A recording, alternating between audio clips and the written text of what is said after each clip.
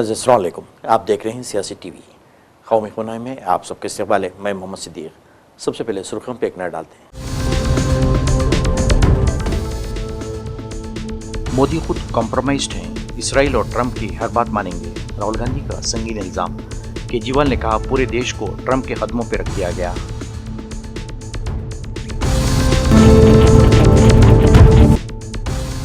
खरगे की क़यादत में पार्लियामेंट के अहाते में कांग्रेस का जबरदस्त एहतजाज। कहा गैस के बाद अब पेट्रोल की भी खिदमत शुरू। पूरे मुल्क में खौफ का माहौल और सिलेंडर्स के साथ नरेंद्र भी गायब हो गए।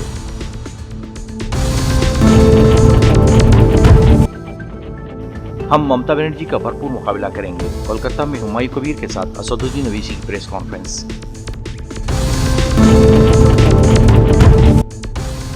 48 साल कदीम कांग्रेस के दफ्तर को खाली करने का हुक्म ने दिया। हुकूमत ने दिया नोटिस। सीनियर अरकान की कड़ी तनकीद। नई नीति सुर्खियां, आप खबरों की तफसील पेश है। कांग्रेस और दीगर अपोजिशन जमातों के अरकान पार्लियामेंट ने गैस यानी LPG की किल्लत के हवाले से आज पार्लियामेंट हाउस के अहाते में एहतजाज किया और नारेबाजी की। एहतजाज में कांग्रेस सर मल्लिकार्जुन खड़गे के साथ मुख्तलिफ अपोजिशन जमातों के कायदीन शरीक थे और मुसलसल हुकूमत के खिलाफ मुजाहरा करते रहे। इनका इल्ज़ाम था कि मुल्क भर में अवाम को रसोई गैस की शदीद कमी का सामना है और हुकूमत इस हवाले से ठोस इक़दाम करने में नाकाम रही है।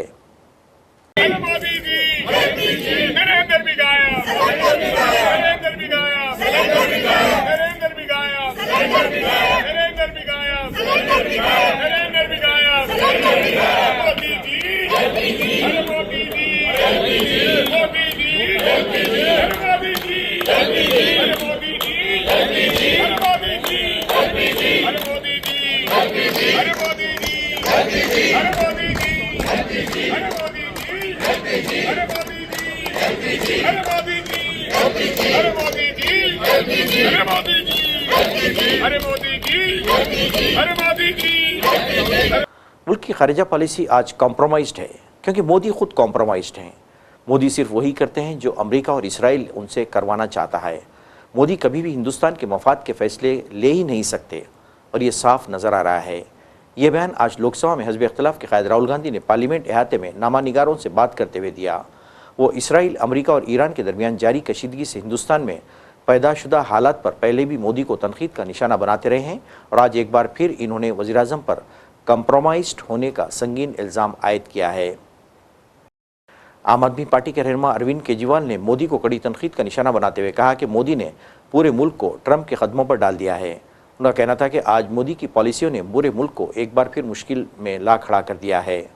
3 दिन के गुजरात दौरे पे आए हैं और जिस तरह से आम आदमी पार्टी को पूरे गुजरात में जबरदस्त समर्थन मिल रहा है, हजारों की संख्या में, लाखों की संख्या में लोग आम आदमी पार्टी के साथ जुड़ते जा रहे हैं। इस बार गुजरात बदलाव मांग रहा है और आम आदमी पार्टी आने वाले दिनों में बहुत अच्छा प्रदर्शन करने वाली है। अगले कुछ दिनों में ZP के चुनाव और नगर निगमों के चुनाव अनाउंस होने वाले हैं, उसमें भी आम आदमी पार्टी का अच्छा प्रदर्शन रहेगा और मुझे लगता है कि आने वाले समय में 2 साल बाद जब असेंबली के चुनाव होंगे तो सरकार आम आदमी पार्टी की बनेगी। जिस तरह से अभी हमें पता चला है पूरे गुजरात के अंदर हर पेट्रोल स्टेशन के ऊपर लंबी लंबी लाइनें लगी हुई हैं। पैनिक बाइंग हो रहा है पूरी तरह से। और जो स्टेटमेंट प्रधानमंत्री जी ने संसद में दिया उसमें उन्होंने खुद कहा कि आने वाला समय जो है वो बहुत कठिन है। ये केंद्र सरकार की और मोदी सरकार की जो नीतियाँ हैं, विदेश नीति है खासकर, उसकी वजह से आज पूरा देश ये भुगत रहा है। क्या ज़रूरत थी उनको युद्ध के एक शाम पहले नेतन्याहू को जाके गले लगाने की? क्या ज़रूरत थी? इजराइल जाने की क्या ज़रूरत थी? ट्रंप की गुलामी करने की क्या ज़रूरत थी? पूरे देश को ट्रंप की कदमों में रखने की क्या ज़रूरत थी? ईरान हमारा पुराना दोस्त था, ईरान से दुश्मनी कर ली। आज हमारा कोई भी जहाज़ वहाँ से गैस या पेट्रोल लेकर, तेल लेके नहीं निकल पा रहा। अगर हम न्यूट्रल स्टैंड रखते, दोनों पक्षों के, हम किसी भी पक्ष के खिलाफ ना बोलते, तो आज हम इतनी बुरी हालत में नहीं होते जो आज हम इतनी। बिहार के अपोजिशन रहनुमा तेजस्वी यादव ने भी मोदी को कड़ी तनकीद का निशाना बनाते हुए कहा कि मोदी की गलत पॉलिसियों का खमियाजा हमेशा आवाम को भुगतना पड़ा है, चाहे नोटबंदी, चाहे लॉकडाउन या फिर कोई और मसले में मोदी ने मुल्क के अवाम को कुर्बानी का बकरा बनाया है। देखिए, अगर आरोप लगा है तो इसकी जांच तो होनी चाहिए। मामला क्या है, जांच के बाद ही जो है पता चल पाएगा। तो आपको लगता है कि गंभीरता से सरकार को इस मामले में सोचना चाहिए और निर्णय लेना चाहिए। अगर इस तरह का कोई भी आरोप है तो मंत्री जी को भी जो है आगे आकर के इसका जवाब देना चाहिए, इसकी सफाई देनी चाहिए।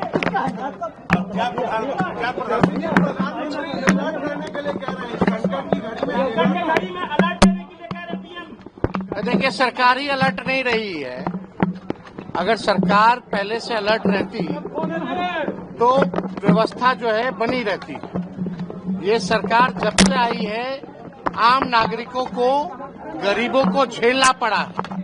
चाहे आपने देखा होगा नोटबंदी के समय, चाहे कोविड के समय, चाहे अब गैस की किल्लत हो रही है तब। यानी सरकार जो है पूरी तरीके से विफल हो चुकी है, पूरी तरीके से फेल हो चुकी है। मतलब सरकार का काम होता है कि जनता को दुख दर्द ना हो, पूरी तरीके से जनता के लिए हर एक व्यवस्था जो होनी चाहिए, अगर कमी हो रही है तो सरकार जो है साफ साफ जो है हाथ खड़ा कर रही है। यानी सरकार जो है फेल हो चुकी है, नाकामयाब हो चुकी है। अगर किल्लत हो रही है तो आपकी क्या व्यवस्था रही है, क्या स्ट्रैटेजी रही है, ताकि हमारे आम नागरिकों को असुविधा ना हो, दिक्कत ना हो। आप जान रहे हैं देश में ये कोई पहली बार नहीं हो रहा है। जब से नरेंद्र मोदी जी की सरकार बनी है, नोटबंदी का क्या फायदा हुआ? कोई फायदा नहीं हुआ। कोविड के समय आपने देखा होगा, खास तौर पे बिहार के मजदूर 2-2 दिन तक पैदल चल करके, 4-4 दिन तक पैदल चल करके, नंगे पांव कितने लोगों की मृत्यु हो गई, इसका जवाबदेही आज तक सरकार ने नहीं लिया। अगर पहले से ही व्यवस्था होती तो शायद ये नौबत नहीं आती। तो सरकार पूरी तरीके से फेल हो चुकी है। अब हर चीज जनता को झेलना पड़ रहा है। तो सरकार जो है कोई निर्णय नहीं ले पा रही है। गरीब की सरकार नहीं है, ये केवल चंद अमीरों की सरकार है। इसलिए मशरिक़ वस्ता में जारी जंग और आबनाए हरमुज़ पर ईरान के पहरे की खबरों के दरमियान सोशल मीडिया पर पेट्रोल और डीजल की किल्लत की अफवाहें तेज़ी से फैल रही हैं, जिसकी वजह से मुल्क के कई हिस्सों में समेत मध्य प्रदेश और गुजरात में अफरा तफरी मची हुई है। इस दौरान इंदौर, आगरा, मालवा, मंदसौर, नीमच के साथ गुजरात के अहमदाबाद, वडोदरा, गांधीनगर, सूरत और राजकोट में मंगल को पेट्रोल पंप्स पर लंबी कतारें लग गईं। लोग ड्रम, कैन, बोतल और डब्बों में ईंधन भरते हुए देखे गए, जिसकी वजह से कई पंपों पर स्टॉक खत्म होने के बाद इसे बंद करना पड़ा। इस दौरान इंतजामिया ने वाज़ेह किया है कि ईंधन की कोई किल्लत नहीं है और अफवाहें फैलाए या ब्लैक मार्केटिंग में मुलविस अफराद के खिलाफ सख्त कार्रवाई की जाएगी। रियासती हुकूमत की आला क़यादत ने अवाम से भी अपील की कि वो अफवाहों से दूर रहें और घबराहट में ख़रीदारी से गुरेज करें। असदुद्दीन अवैसी हुमायूं कबीर की हाल ही में कायम की गई पार्टी के साथ इत्तेहाद करने जा रहे हैं। इस सिलसिले में आज एक मुश्तरका प्रेस कॉन्फ्रेंस करते हुए असदुद्दीन अवैसी ने ममता बनर्जी को कड़ी तनकीद का निशाना बनाया। इन्होंने कहा कि वो हुमायूं कबीर की पार्टी के साथ मुश्तरका तौर पर इलेक्शन लड़ेंगे। आप तमाम का शुक्रिया कि आप सुबह में अपना कीमती वक्त निकाल कर यहाँ पर आए। जैसा कि आप जानते हैं कि हमारी पार्टी है AIMIM, वेस्ट बंगाल के इस असेंबली इलेक्शन में हम हमारे भाई जनाब हुमायूं कबीर साहब के साथ अलायंस में लड़ रहे हैं और हमारी पूरी कोशिश होगी कि अलायंस कामयाब हो। और साथ ही साथ ये भी मैं आपको बताना चाह रहा हूँ कि सीट्स कितने हम लड़ेंगे वो भी तय हो चुका है। 1-2-3 सीट है, उसके ऊपर बातचीत करके ख़त्म हो जाएगा, बड़ा मसला नहीं है। पूरी कोशिश यही है कि इस चुनाव में इस प्रदेश में मुस्लिम माइनॉरिटी की एक पॉलिटिकल लीडरशिप उभरे और स्ट्रेंथन हो, क्योंकि मेरा मानना यह है कि जितना गवर्नमेंट का एम्पिरिकल डेटा है, चाहे वो वेस्ट बंगाल का क्यों ना हो, गवर्नमेंट ऑफ इंडिया का हो या NSSO का डेटा हो, वो ये बताता है कि उन प्रदेशों में जहां पर मुस्लिम माइनॉरिटी का कोई पॉलिटिकल लीडरशिप नहीं है, उनके सोशल, इकोनॉमिक डेवलपमेंट या ह्यूमन डेवलपमेंट इंडिकेटर्स जो है बहुत खराब हैं।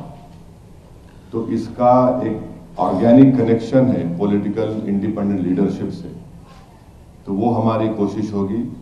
और ये सिर्फ इस चुनाव की हद तक नहीं है, बल्कि ये अलायंस आगे भी जाएगा, हम आगे भी मिलकर काम करेंगे और इस मकसद के तहत एक ऑब्जेक्टिव लेकर हम जनता के दरमियान में जा रहे हैं और हमारे को यकीन है कि इंशाअल्लाह हम अपने इस पॉलिटिकल ऑब्जेक्टिव में कामयाबी हासिल करेंगे। हुकूमत ने कांग्रेस पार्टी को उसके 24 अकबर रोड पर वाक़ दफ्तर और 5 रायसेना रोड पर वाक़ यूथ कांग्रेस के दफ्तर को खाली करने के लिए कहा है। ज़राए के मुताबिक डायरेक्टरेट ऑफ स्टेटस ने नोटिस भेजकर कांग्रेस से ये दोनों दफातर 28 मार्च तक खाली करने का मुतालबा किया है। कांग्रेस पार्टी ने गुज़िश्ता साल अपना हेडक्वार्टर इंदिरा भवन मुंतकिल कर लिया था, लेकिन वो 24 अकबर रोड पर अपना दफ्तर बरकरार रखे हुए है। ऑफिस वैकेट करने के लिए 24 अकबर रोड 28 मार्च तक। देखिए, ये सरकार, भाजपा सरकार लोकतांत्रिक सरकार नहीं है, दुखद है, दुर्भाग्यपूर्ण है। आने दीजिए नोटिस, हमको जब मिल जाएगी तो हम उस पर ऑलरेडी मिल चुका है, हम उस पर वैधानिक राजनीतिक रूप से विचार करके कार्रवाई करें। देखिए, सरकार दबाव में लेना चाहती है। वो सोचती है कि कांग्रेस की आवाज को बंद कर देंगे। कांग्रेस की आवाज देश की आवाज है, ये बंद नहीं होगी। आप हमें डराने की कोशिश मत करें। क्या आपने 11 अशोक रोड खाली करा लिया? भारतीय जनता पार्टी का कार्यालय है। क्या पंथ मार्ग के ऊपर भारतीय जनता पार्टी का दिल्ली प्रदेश कार्यालय है, उसे खाली करा लिया? आप सारी तमाम जगहों के ऊपर अपने लोगों को गेस्ट अकोमोडेशन के नाम के ऊपर आपने इतनी फ्लैट्स और कोठियां दे रखी हैं, क्या उनको खाली करा लिया? ये जो काम कर रहे हैं ना, ये बौखलाहट है। ईरान के युद्ध के अंदर तो कुछ कर नहीं पाए, तो अब इधर की तरफ ध्यान हटका दो इनका। वहां कुछ करके दिखाते ना, वहां तो कर नहीं पाए, देश को लगा दिया लाइन में। और अभी 28 अप्रैल निकलने दीजिए, उसके बाद हालत देखिए कि 28 मार्च निकलने दीजिए। 28 मार्च के बाद पता चलेगा कि क्या हाल देश के अंदर मचने वाला है, जो स्थिति देश के अंदर होने वाली है। I think this has been going on for some time, but a new land has been given, a new office has been given. Maybe this is in line with that. But if that is being applied to the Congress, then this must be applied to all other political parties which are occupying bungalows as their office. Railway खिदमत के हवाले से opposition रहनुमाओं की तशवीश पर रद्दमल जाहिर करते हुए वजीर रेल अश्विनी वैष्णव ने लोकसभा को बताया कि हुकूमत गरीबों और मिडिल क्लास के सफ़र की सहूलत पर पूरी तवज्जो दे रही है और रेलवे खिदमत को बेहतर से बेहतर बनाने के लिए इक़दाम किए जा रहे हैं। इन्होंने बताया कि ट्रेनों में तकरीबन 70% को कोचेस, स्लीपर्स और जनरल जुमरे में शामिल किए गए हैं। माननीय अध्यक्ष जी, माननीय सांसद महोदय ने जो विषय उठाया है, उस विषय का मैं आपके माध्यम से पूरे सदन को निश्चित भाव से पूरे डिटेल्स बताना चाहूँगा।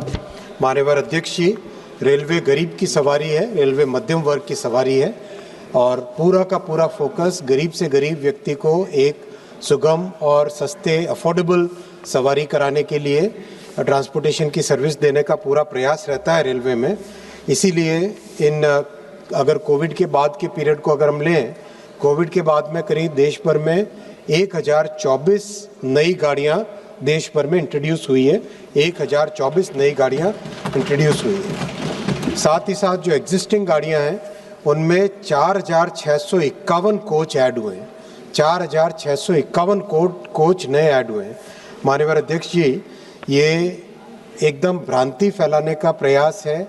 जनरल कोच आज भी 70% of the total coaches general और स्लीपर है। ये मैंने लिख के उत्तर के माध्यम से रखा है सदन के पटल पे, ये तथ्य है। और अगर सीट्स हम देखें तो 78% सीट्स जनरल और स्लीपर यानी नॉन एसी कैटेगरीज की है। और साथ ही साथ माननीय अध्यक्ष जी, जो खासकर जो पीक सीज़न आता है तब जो बहुत ज़्यादा डिमांड बढ़ती है, उस समय का ध्यान रखने के लिए जो यूपीए के समय में बहुत कम स्पेशल ट्रेन्स होती थी, आज माननीय प्रधानमंत्री श्री नरेंद्र मोदी जी ने रेलवे पे इतना ध्यान देके, जो फोकस देके रेलवे की कैपेसिटी बढ़ाई है, उसके कारण 2023-24 फाइनेंशियल ईयर में 40,500 स्पेशल ट्रेन्स चलाई गई थी। 2024-25 यानी जो पिछला फाइनेंशियल ईयर निकला, उसमें 85,400 स्पेशल ट्रेन चलाई गई। और माननीय अध्यक्ष जी, ये जो करंट फाइनेंशियल ईयर चल रहा है इसमें ऑलरेडी अब तक 75,000 स्पेशल ट्रेन चलाई जा चुकी है और इसका रिजल्ट भी दिखाई दिया।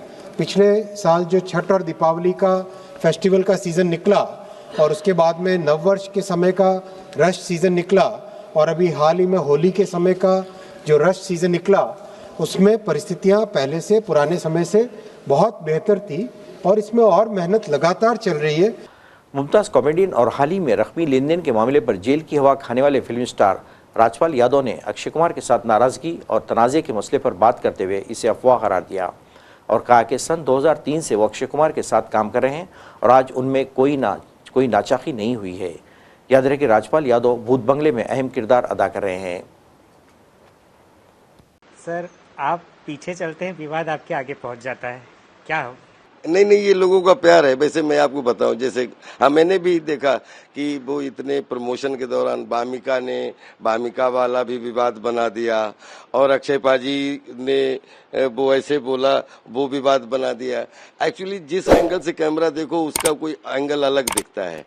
अगर आप शूटिंग पे आइए तो हमारे और अक्षय पाजी के अगर दिन भर शूटिंग देख लेंगे तो आपको दूर से भी 20 विवाद लगेंगे, क्योंकि कभी एक दूसरे के बाल पकड़ते हैं, कभी रिहर्सल करते हैं, कभी टांग खींचते हैं, कभी हाथ पकड़ उधर कर दी, कभी प्रैंक कर देते हैं, कुछ भी। हम दो एक्टर एक ऐसे एक्टर हैं जो हमेशा एक दूसरे से पूरे टाइम हमेशा कुछ ना कुछ फिजिकल होते रहते हैं।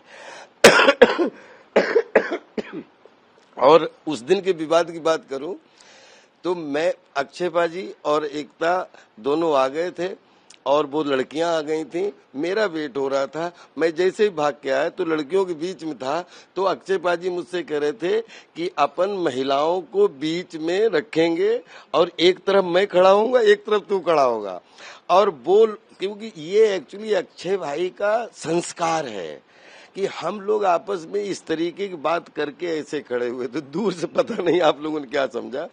एक्चुअली अक्षय भाई ने ये एक जेस्चर होता है कि जब 3 लड़कियां हो और 2 मेल हो, 3 फीमेल हो, तो 3 फीमेल हमेशा बीच में हो, एक तरफ एक मेल, दूसरे तरफ दूसरा मेल और 3 बीच। तो एक कॉम्बिनेशन के हिसाब से अक्षय भाई ने बहुत अच्छा काम करके वो बता रहे थे कि कैसे अपने कोरियोग्राफी करती। उसके बाद हम लोग खड़े हुए और पता नहीं वो उसको विवाद का तूल नहीं। हमारा अक्की पाजी का 2003 से मुझसे शादी करोगी से लेके और अभी भूत बंगला तक जीवन में एक दूसरे के ऊपर 10 बार चिल्लाए होंगे, 10 बार एक दूसरे की बज्जियां, 10 बार रिहर्सल करके 10 बार एक दूसरे को कुछ किए होंगे। जीवन में he loves me, I love him. और वो कहीं न कहीं मुझे इतना प्यार करते हैं और मैं उनसे कहीं न कहीं बहुत इंस्पायर होते हैं। हम एक दूसरे की अभिनय में जान है और एक दूसरे का बहुत रिस्पेक्ट करते हैं। Love you all. कहीं कोई दूर दूर तक कोई कहीं सिंगल विवाद हो ही नहीं सकता। वो दूर से आप उसको लगा देते हैं कि स्लो मोशन में कि पता नहीं क्या कहा, क्या स्लो मोशन से वो करके वो दूर से ऐसा दिखता है। अंदर से तो अक्षय भाई ने एक बहुत ही जेस्चर, अच्छे जेस्चर वाली बात की थी और हम लोग उसकी ब्लॉकिंग कर रहे थे। नाज़रीन, आखिर में सुर्खियों पे कौन नजर। मोदी खुद कॉम्प्रोमाइज्ड हैं, इसराइल और ट्रंप की हर बात मानेंगे। राहुल गांधी का संगीन इल्जाम। केजरीवाल ने कहा पूरे देश को ट्रंप के कदमों पर रख दिया गया।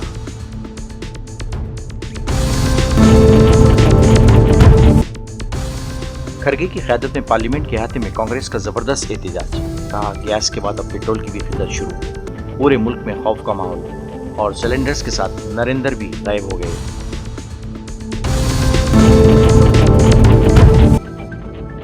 हम ममता बनर्जी का भरपूर मुकाबला करेंगे। कोलकाता में हुमायूं कबीर के साथ असदुद्दीन ओवैसी की प्रेस कॉन्फ्रेंस।